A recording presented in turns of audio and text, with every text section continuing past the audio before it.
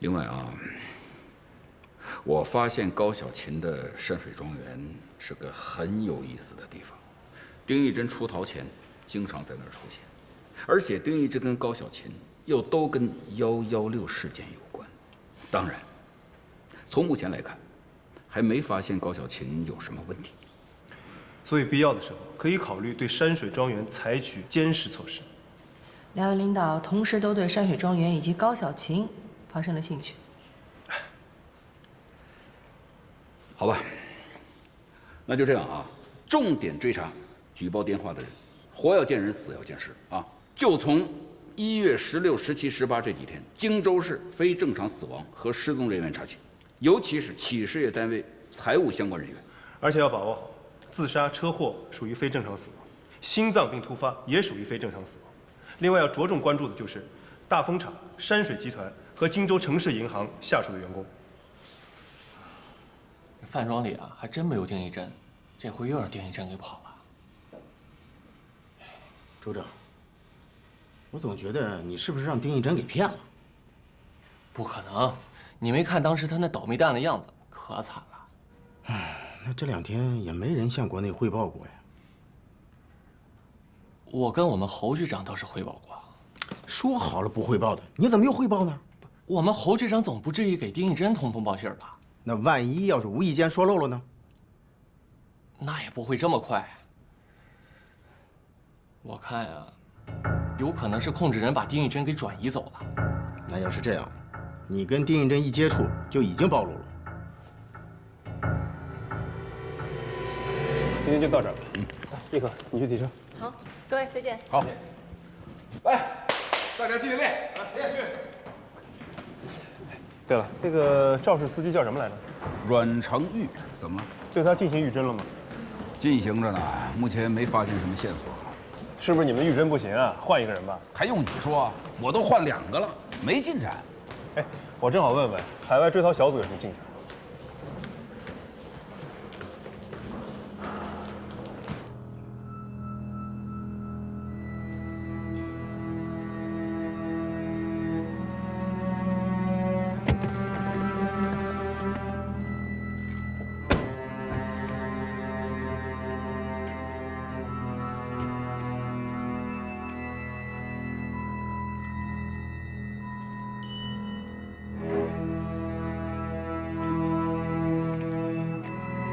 这是什么地方？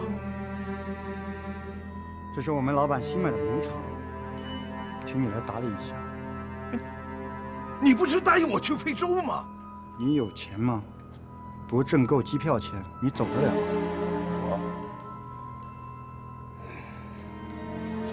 我当然有钱，只要你允许我往国内打一个电话就可以。国内电话不能打，你妹妹送钱倒是可以。等风头过后，中国警察走了，让他先送10万美元过来吧。知道了。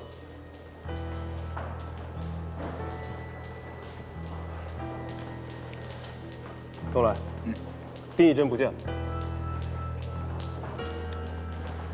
唉，别指望奇迹了，咱们该干嘛干嘛吧。都来。你心里应该有数的。你心里也应该有数。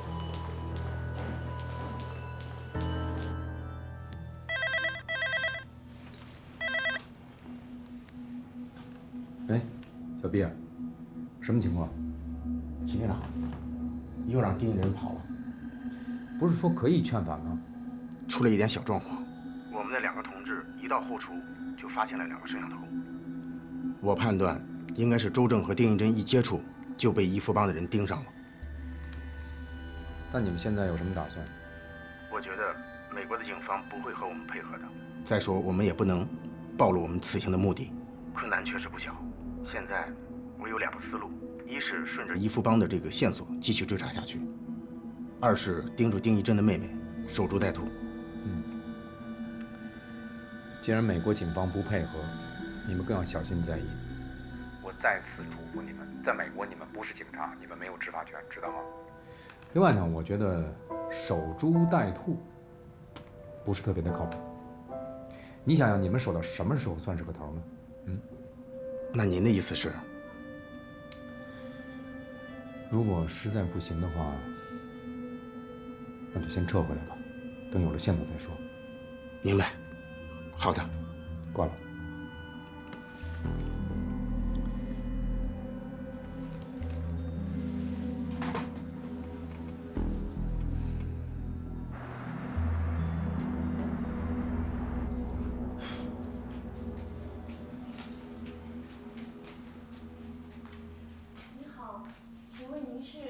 嫂子，我是山水集团的，我来找孙局长汇报点工作。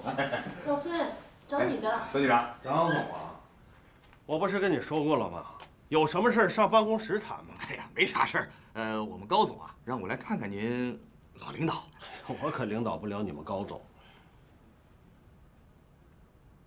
你怎么又拿东西来了啊？拿回去，拿回去。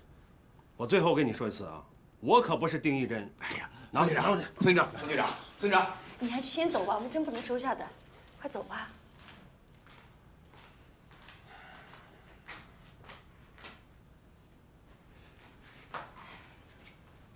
走了。哎呀，要烦死人！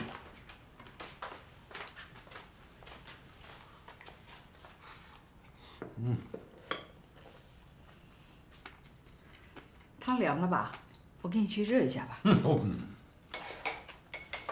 就这种上法了吗？哦，昨天去了一次。哥，你还挺关心我的呀。有什么变化吗？变化？什么变化呀？没变化呀。光明区信访办接待大厅没变化？没变化。就是你跟我说那个接待窗口矮。哦，你问这个呀？没变化，老样子。窗口还是那么低，那么矮，让人站也不能站，蹲也不能蹲的。孙区长，你脑子进水了还是智商低呀？怎么就那么麻木不仁？李书记啊，这怎么个事儿？这是？你说怎么了？我那天上信访局干什么去了？李书记，您来视察呀？您那天视察的重要指示我都记着呢。群众的事无小事，对吧？能办的事儿不能拖。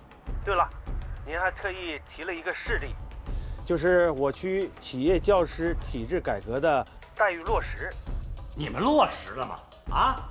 哎呀，李书记，没钱呐！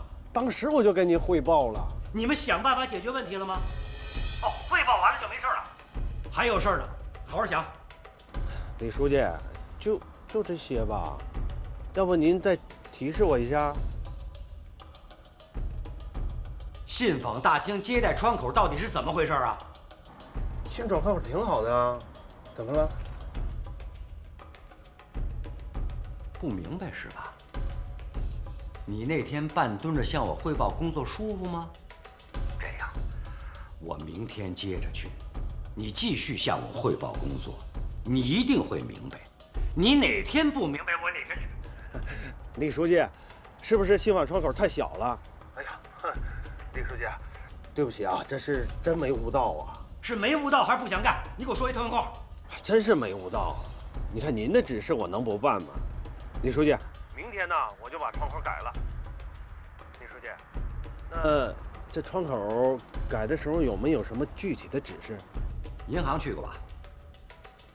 按银行的接待窗口办。李书记，那银行窗口可有那高脚凳啊？咱们要安排啊？你小子将我军是吧？安排，柜台前面还有糖呢，我也要。让信访人员说的口干舌燥的时候含口糖。孙连成，我再告诉你一遍，我们的工作是全心全意的为人民服务。银行把储户当上帝，我们把上访群众当上帝，明白吗？是，李书记，我一定记住您的重要指示，全心全意的为人民服务，啊，把人民群众当上帝。哎呀，这下班也不让人请假，屁大点事都打电话。看看吧，这阅片室没了吧？哎，连城，我说你工作也得上点心，起码别让李书记找。我怎么不上心了？不贪不占，干了这么多年的副厅，我能撑着就不错了。这市委和李大康到现在也不想让我提正厅，连个区委书记都不让我当，我凭啥听卖命啊？还上帝呢，起什么高调啊？李书记不是已经让你做光明峰项目的总指挥了吗？不加薪不提急需的没用。孙连成仕途不顺，心灰意冷，喜欢上天文学之后，方知宇宙之浩渺，时空之无限。人类算什么？李达康、高育良、沙瑞金又算什么？不过都是蚂蚁尘埃罢了。孙连成开悟了，得过且过，再无烦恼。他没贪污，不受贿，又不想再提拔升官，何谓之有？况且他还胸怀宇宙。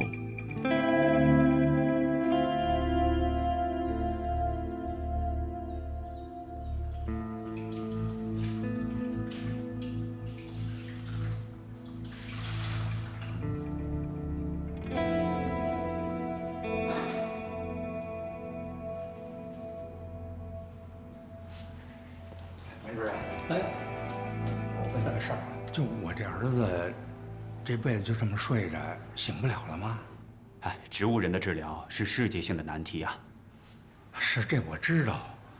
这问题是有没有其他的别的办法呀？办法不是没有，但是效果很难说。植物人的治疗主要是2个层次，一个是意识复苏，一个是功能复苏。意识复苏是基础，没有意识复苏就谈不上功能复苏啊。不是，有的时候啊，我看他那眼睛也能睁开，那眼珠子也能动动。对，有的时候肢体会动，貌似清醒，实则昏迷。这在我们医学上叫植物性状态，也就是典型的植物人特征啊。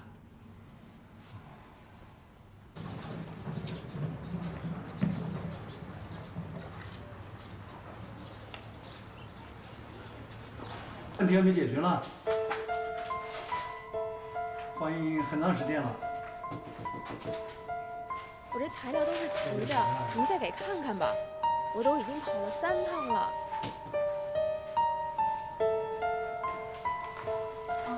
同志，麻烦你帮我办一下，我都来了10几次了，省里和市里都有文件的，你看看。这话别和我说，先去领表填表。哎呀，我都填了很多次了，你就帮我先看一看行不行啊？必须领表填表。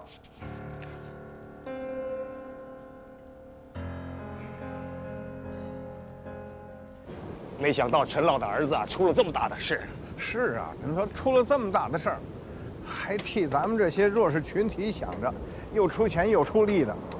你说他给咱们这个大风厂干多少事儿啊？现在咱们党的干部啊，都像陈老这样就好了，那就没那么多社会矛盾了。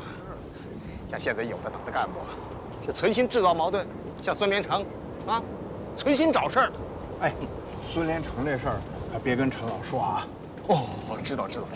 他要问，就跟那个陈老都说好事儿，别让他再操心了。就是，孙连成这个王八蛋。严主任，我想带我那孙子过来看看，那行吗？可以啊，带孩子过来看，对陈海的恢复也许有一定的好处。哎呀，你说我这又怕呀，这孩子小，你说看见他爸爸这样了，怕他受不了啊。是的，我能够理解。行，谢谢你啊。啊，没事。哎，陈老，这陈局长出车祸了。哎呀，你看，我们前天下午才知道。是啊，您老也不跟我们说一声。哎呀，这面对群众的窗口谁设计的？啊？是腐败分子丁义珍设计的，他亲自画的草图。孙局长，我上次不是跟您汇报过了吗？你什么时候跟我汇报过？你当群众面撒谎是不是？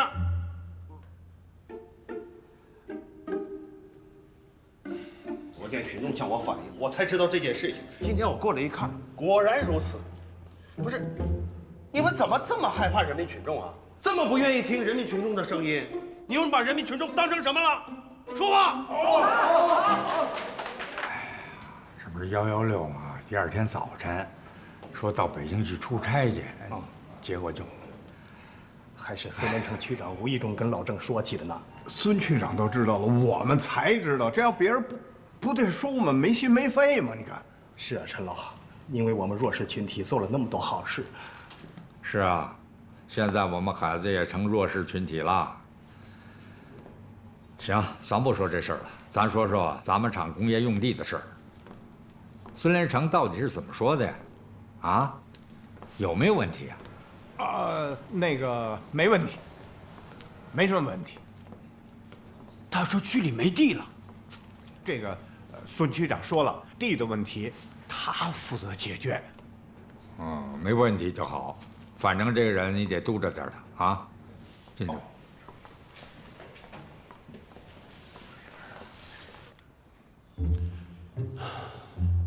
刘局长，银行没少去吧？银行的柜台注意过没有？就按那个标准给我改。银行柜台前有高脚凳、小糖果，统统给我摆上。让上访的群众说的口干舌燥的时候，含块糖润一下嗓子。刘局长，我告诉你，我们就是要全心全意的为人民服务。是。银行把储户当上帝，我们就是要把上访群众当上帝。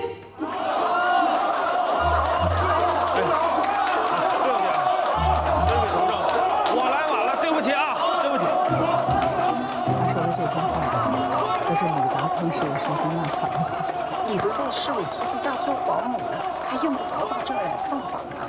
这什么话呀？市委书记怎么了？就算我和他是亲戚，那也得走程序，按章办事啊。看见了吧，就这么个情况。你们就先回去吧。就是一个董事长，一个总经理，那200多人还指着你们呢。那就行。陈老，那您和陈局长多保重啊。陈老，有什么需要我们做的，您开口就行了啊。没什么需要的，你们把大风厂干好了，让200多工人有饭吃、有活干的就行了。可是那个还得去开那个会呢啊，赶紧回厂开会去。别来了啊，别再来了。好。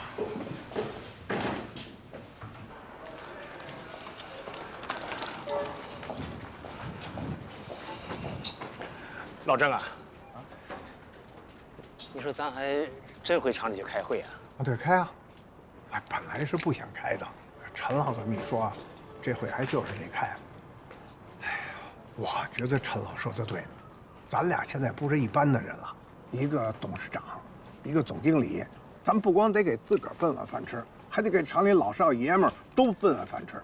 哎，上嘴皮碰下嘴皮，说容易，咱现在连块建厂的地儿都没有，到哪儿去弄这口饭吃？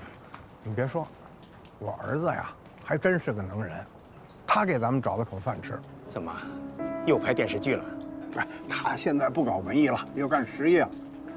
他从网上拍了5000套保安服的加工给咱们干，一套给咱10块钱。哎，这事儿好啊！你怎么不早说呀？我不是怕这小子不靠谱吗？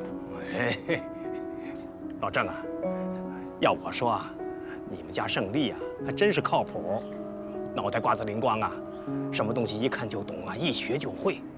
你看看，5000套，那就是5万块呀，咱每人还能得小200块呢。他从里边每套挣2块钱，人家给的是12块。老郑，不是我说你，你不让人家赚，人家凭啥让咱赚呢？要想马儿跑，就得给马儿吃好草。那就给他赚。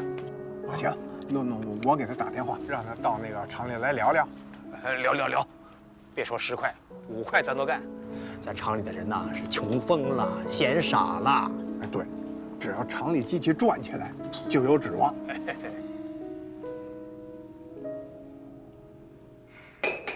孙局长，您继续指示。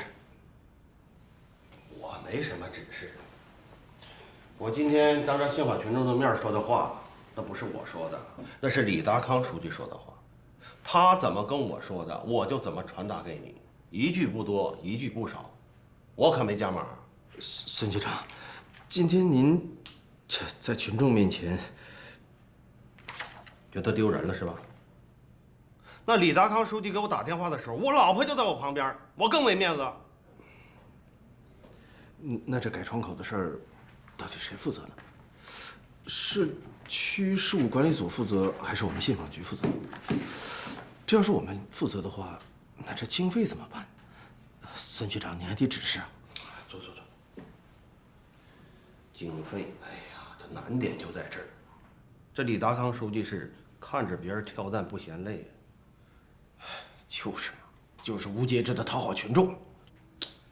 刘局长，这话可不能随便说呀，传出去不好。孙局长，我这不是就跟你这领导面前说说啊？喂，哎，郑总，好商量，万事都好商量啊，放心。哎，当然签合同了，咱爷俩是亲兄弟明算账，好吧？这可不是私人跟私人之间啊，这是公司对公司，我们阿尔法信息公司跟你们大风厂的合作啊。我跟宝宝呢，现在已经到你们这儿了啊，然后呢，再实地到你们车间考察一下。胜利，你别胡来啊！车间那个封条是陈先办贴的，不经请示批准，你怎么能够乱撕呢？那我不撕，我怎么进去看呀？就你们厂这些老设备，比我岁数都大啊！行了，别说了啊。喂。就这胆还当董事长呢？你也不知道这胆他随谁。快走！我们家那个郑总把政府的封条给撕了。干得好！本来我就想撕的。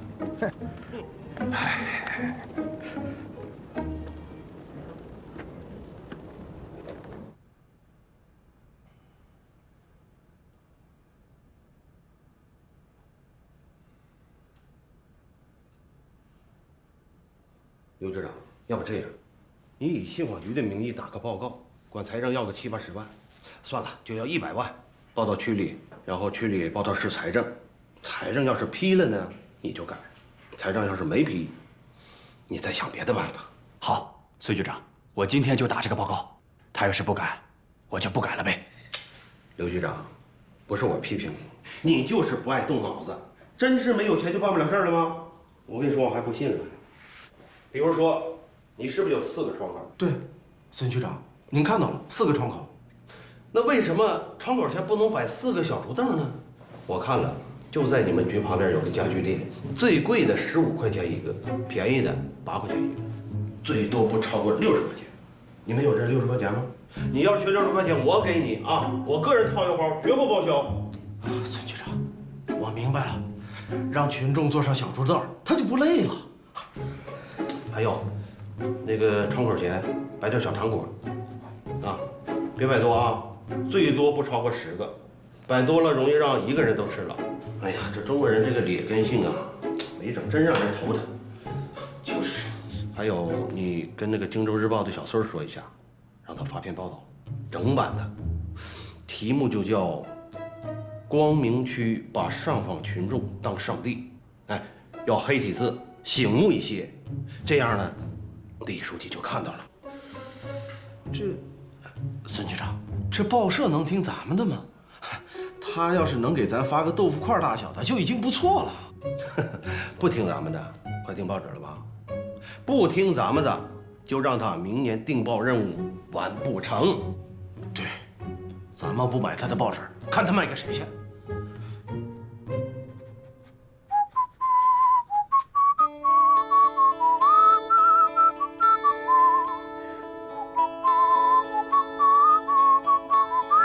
侯局长吧？哟，早啊，季检察长。口哨吹得真好，是吧？你看什么时候咱们检察院组织个口哨比赛，你能拿冠军啊？哎，这我能拿，我也不拿，我得把这机会让给同志们。真有这觉悟吗？是啊。你要真有这个觉悟，你就应该知道你是局长啊。这是办公区域，你看看你，夹着个皮包，拎着衣服。晃着膀子，吹着口哨，这像一个局长吗？哎，行，我知道您不就是嫌我不够严肃、不够正经吗？我明天把这吹口哨的习惯给改了，不就行了？检察长好。哦，听过一句老话吧？江山易改，本性难移。哎，我连烟都戒了，你说我这吹口哨会戒不了？你们一处大处长不相信你。季检察长，我现在有正事向您汇报。来，好，你和赵东来一会师，局面就明朗。没想到赵东来还挺敏感，警惕性那么高。这在我预料之中啊！我在荆州当公安局长时，他是刑警，破了几起疑难的案件，得到过部里的表彰。哎，季检察长，您怎么不和我早说呀？这次啊，我是吃了他的亏。我跟你说，你相信我吗？你会怀疑我们是一伙吧？到今天呀，你对我怀疑的警报解除没解除，我都不知道了。哟，我哪敢怀疑您呢？你反贪大局长，谁不敢怀疑啊？就那坐会儿。不了，我还有个会要去，我再跟你多说几句。老陆，哎，我听你们家吴法官说，对那林老师不太满意啊。哎，对了，你说到这个林老师啊，有件事交给你办一下。去一次荆州市检察院，这林老师可能涉贪。你没事儿吧？这林老师可是我闺蜜的亲哥。管他是谁呢？谁涉贪查谁呀？你现在不是侦查处长，更不是侦查员，你是反贪局局长，要有个掌住全局的意识。季检察长，我啊还想回北京当我的侦查处长，那时候多好啊，呼啸而来，呼啸而去，吹着我的小口哨，我呀也不用管那么多问题。少跟我发牢骚，我可以告诉你，这样的好日子没有了。梁平，你应该知道，我们反贪局可不光是只有116案件，好多案子要办呢。最高检交办下来的省部级的案子有5起，省纪委移交过来10几起，上星期又移交过来4起，这你知道啊？知道，该分解的不是已经分解到各市了吗？哦，你以为分解了，你这反贪局长就可以不关心了吗？啊，关心我关心，最应该关心的是院里和检察长啊。你少来这套，你不能老赖着我吧？你是你，我是我，我们各有其职啊。那好，明天有空，我去各大办案点再跑一趟。这还算是个好态度。哎，亮平，要不这样吧，这个星期你回趟北京，到家里看看，顺便也换换脑子。谢谢检察长关心。又来了，你这猴小子！得了，我从了还不行吗？再也不给你介绍对象了，就算你劳。没事儿。老陆，人家这林老师根本就没问题，就算有问题的话，相亲归相亲，工作归工作，你不能混淆了呀。我告诉你吧，不管你服不服，反正你那个同谋，我们家吴法官已经服了我了。他深深地接受我一个理论：嫁女有风险，介绍需谨慎。是谨慎，我肯定谨慎。你还不是谨不谨慎的问题，你的问题是，以后我的事情你少掺和。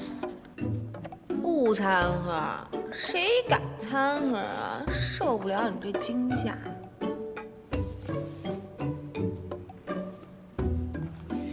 永远永远，不要再给我介绍男朋友了。啊，乖乖的回去啊！看你的审讯对象欧阳金这些资料，你要好好翻一翻，别在我这下耽误。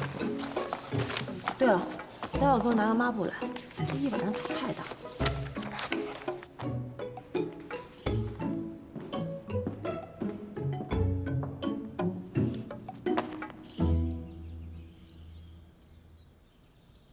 李书记，根据2位援助律师的调查，大丰股权转让案涉嫌司法腐败，我市中院的判决和省高院的终审判决都是错误的。这个错误是怎么造成的呀？是水平问题，还是利益的驱使？高小琴和山水集团后面有靠山啊。什么靠山？山水庄园达官贵人进进出出，往来无白丁。中央8项规定前，高玉良书记都经常去打球唱歌，我们能判他输啊？负责此案的副院长陈清泉，就是进出会所的显贵之一。哎，这个副院长早几年还做过高玉良书记的秘书。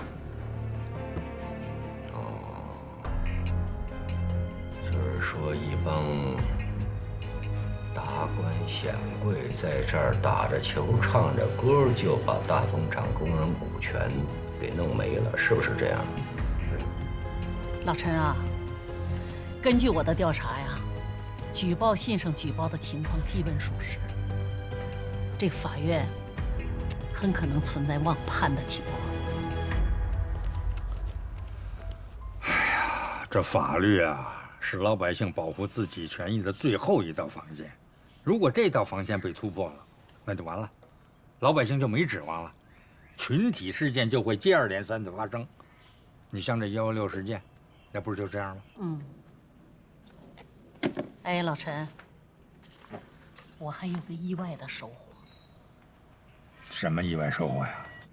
我在进行这些工作的同时啊，我发现了其他的情况，我跟你说一说啊。那行，好好的汇报汇报。我现在身边就你这么个侦查员了。我可真荣幸啊！这老了，成你陈岩石的私人侦查员了，我太荣幸了。荣幸吧？嗯，继续努力。等咱们这大风厂案子办完了以后，我给你记一功。别说你胖你就喘，我等着你给我记功。我告诉你吧，我也是具有多年革命斗争经验的老同志，我做的这一切工作，我是为党，我绝不是为了让你给我记功啊！对，老同志，行，老同志，说事啊，说事儿。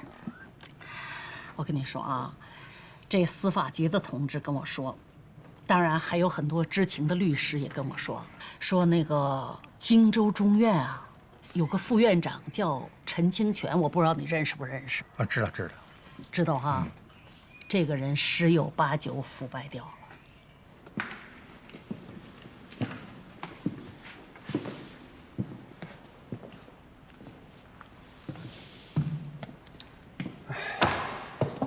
你说你啊，刚才当着老季的面也不给我点面子，还那么落井下石的损我。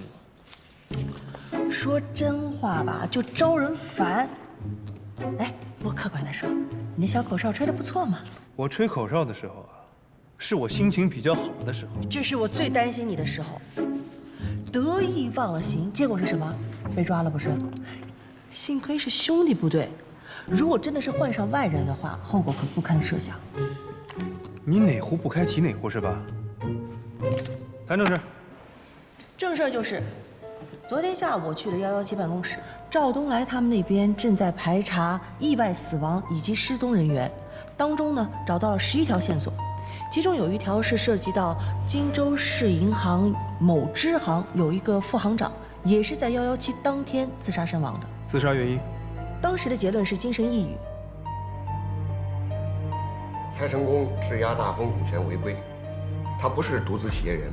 工人们持有的这部分股权，在未经授权之前，蔡成功无处置权。你是说，这点道理高小琴是知道啊，还是故意装糊涂？目前无法判断。高小琴说，这股权已经工人持股会授权，但蔡成功和工人这边说，质押时授权手续是假的。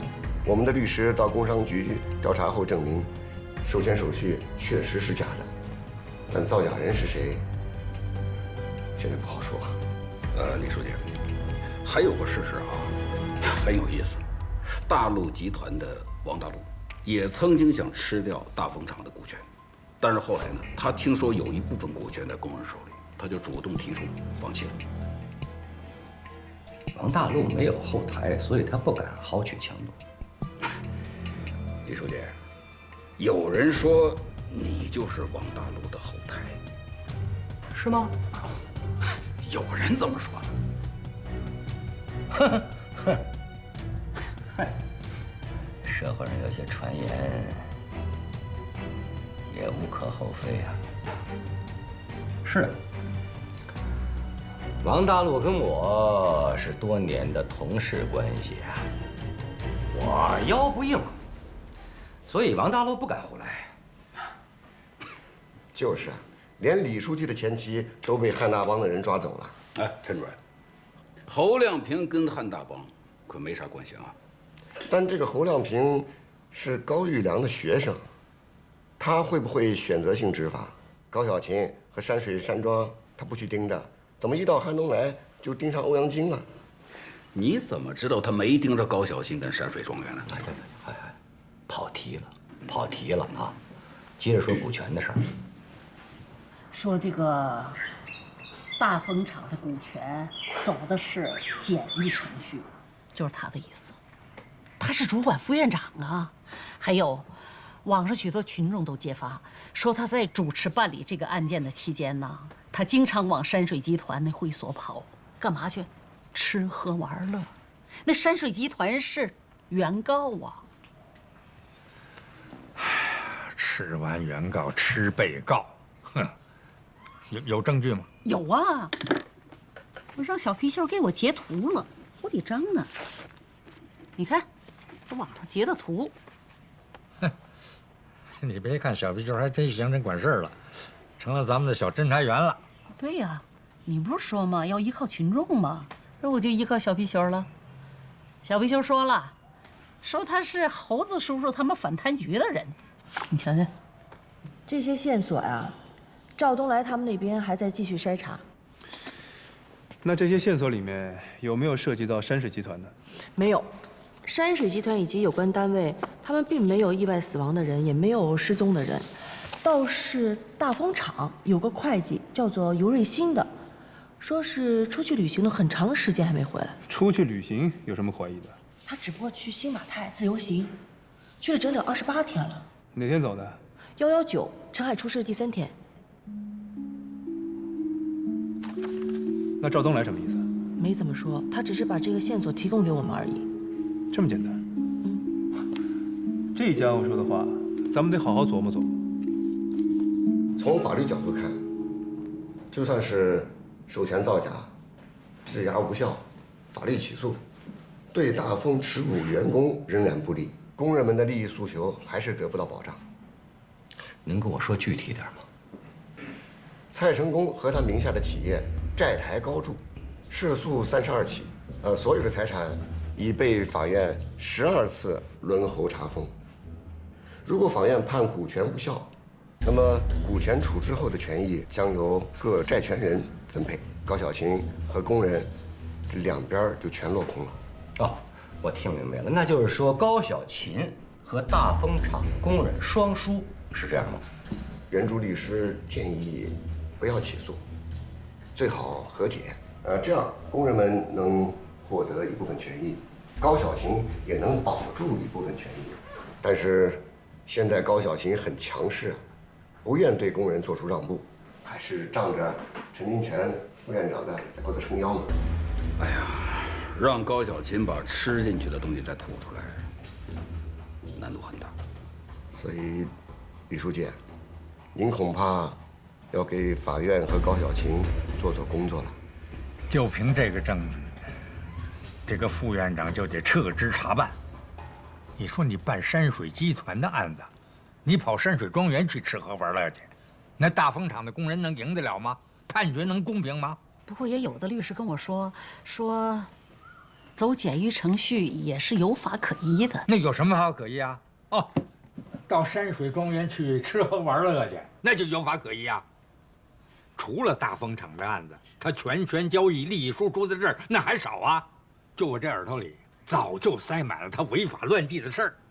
我跟你说，这个人他就不是个好人。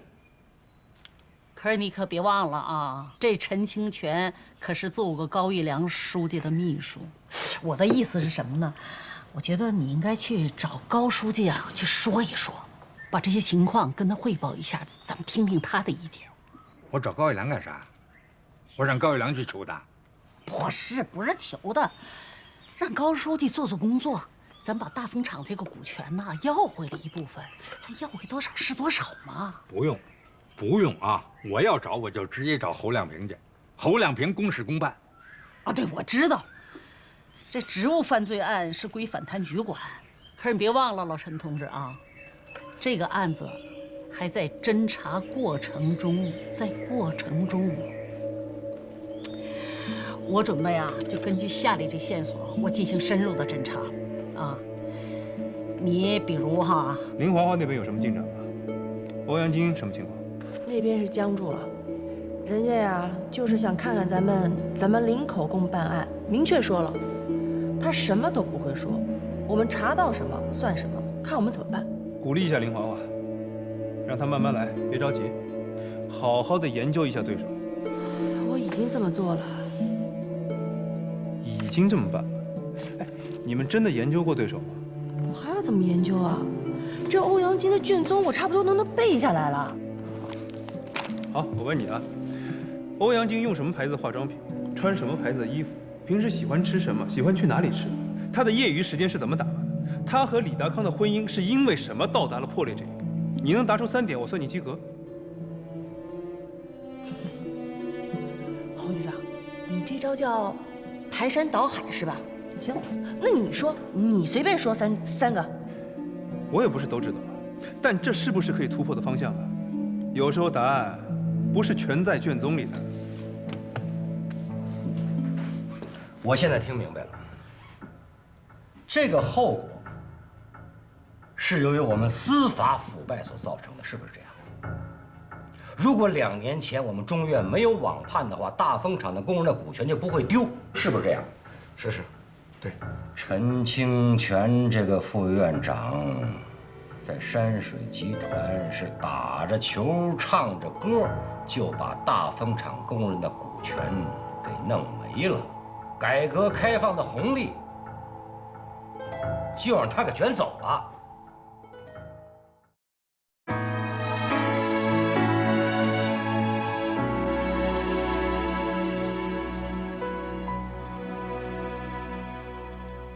与谁同步一肩上的职责，听一番枝繁叶落，看一幕檐下交错。此时此刻，情同手足在侧。与谁同我以心中的执着，听一声情没用了，看一片繁星闪烁。此时此刻，爱与永续，你我。